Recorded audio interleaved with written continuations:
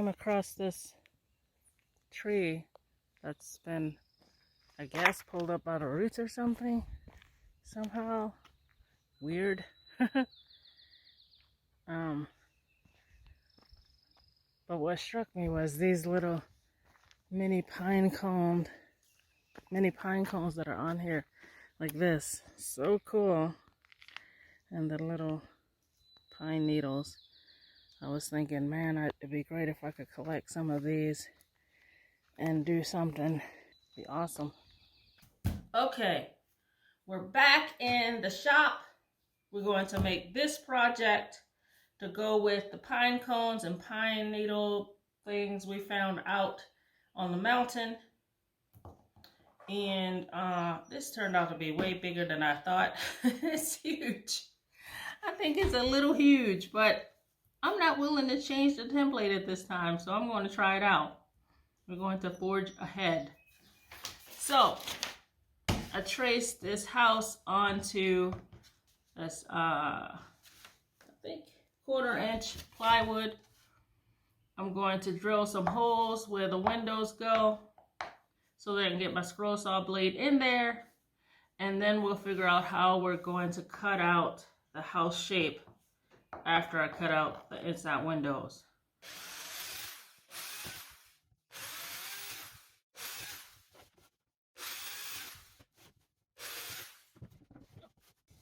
I think that even though my blade can come out and stretch this far over on this little base plate, I still feel like it's going to be a little far to come from here all the way over here. You know, even if I tilt it and try to get it in there, I think it's too far. I'm going to go ahead and run this board through my table saw and cut it to width.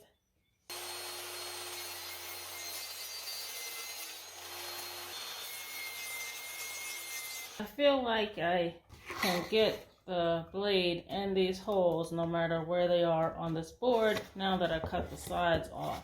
I did cut these holes a little excessively big just because I just don't like struggling to get through the holes. I could have done them a lot smaller, but not really small. I have to do them big enough for my pen. This scroll saw blade has a pen on each end of it. To me, it helps me get the blade inside this holder easier to seat it in there better. I'm going to try to show you a close-up picture of what the pen looks like on the top end. It just sits on this sort of almost like a shelf in this contraption that holds it in, and it just, to me, it works better than having a penless blade. But a penless blade can allow you to go in tinier holes cutting your wood so that you can cut on a small part of your design that might be too small for a pen blade, or too small to drill a hole in the wood so that you're outside of your lines or something. But I don't do anything that small or that detailed, so I don't have to worry about that. So I like to use the pen blades, and that's all I use.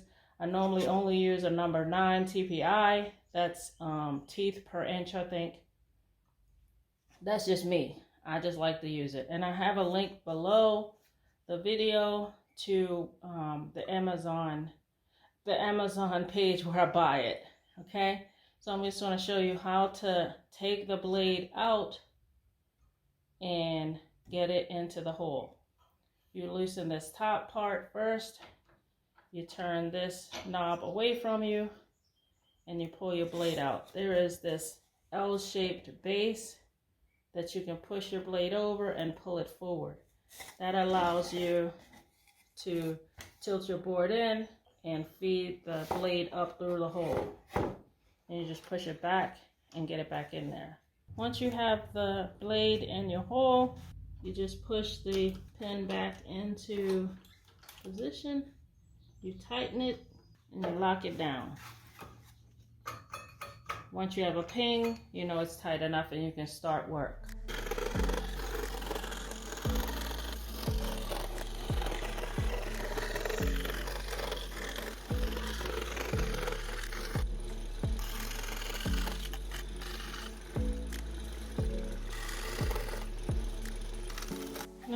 cut out all the windows, I'm going to even out this bottom on the miter saw and cut the top roof parts.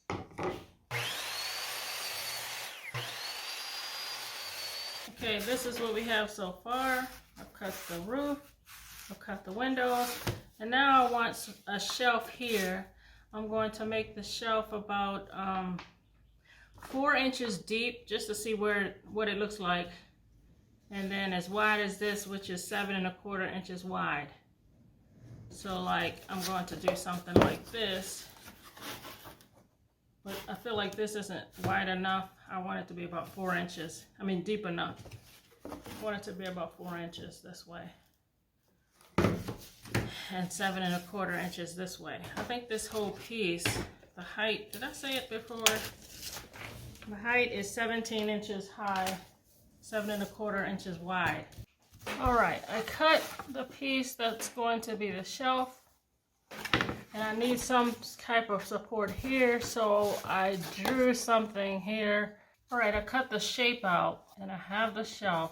I also need to make a roof piece here, and I'm going to use some more plywood, scrap pieces. I think I'm going to cut thin like this, and then add it sideways like this to the roof. I'm not sure yet. All right, for the roof, I made these 2 pieces to go. So we have all the pieces here ready to go.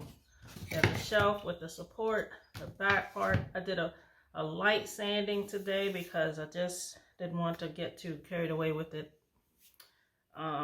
So what I'm going to do for these roof pieces, I'm going to stain them a dark walnut, and the whole rest of the piece I'm going to paint with this antique parchment color. So I'm going to go ahead and paint the rest of these, and then I'll come back. All right, so we've painted this, and this. So we'll set this aside. We're going to stain these 2 roof pieces with dark walnut stain. Once this dries, I'll assemble the whole project together. What we're going to do is we're going to use hot glue and wood glue. So I'm going to put this wood glue on the edge here.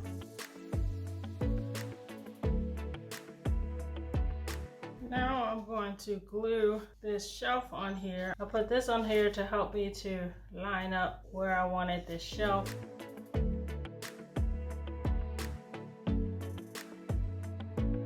I put a few nails in here on the back to try to give it a little bit more support for the shelf. And I cut up 2 little pieces of wood.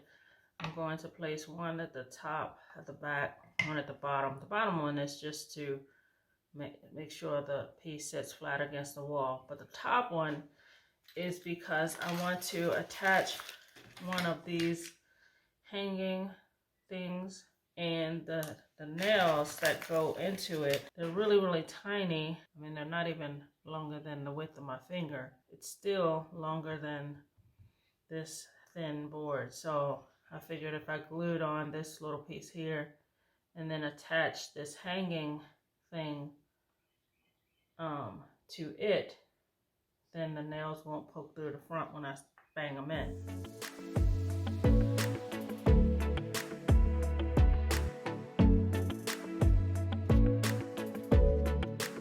Let's first try out the tall one. Here's a little sprig of our pine from the mountain. That's pretty tall. That looks nice. Or maybe some pine cones inside down here a little bit. That'd be nice. I like that. But before I do all that, let's try the shorter one. That's cool. And actually the shorter one, because it has all this rope, you don't need to put any pine cones down there. I actually love that. That looks good. I think we have a winner. There we go. And that's the project.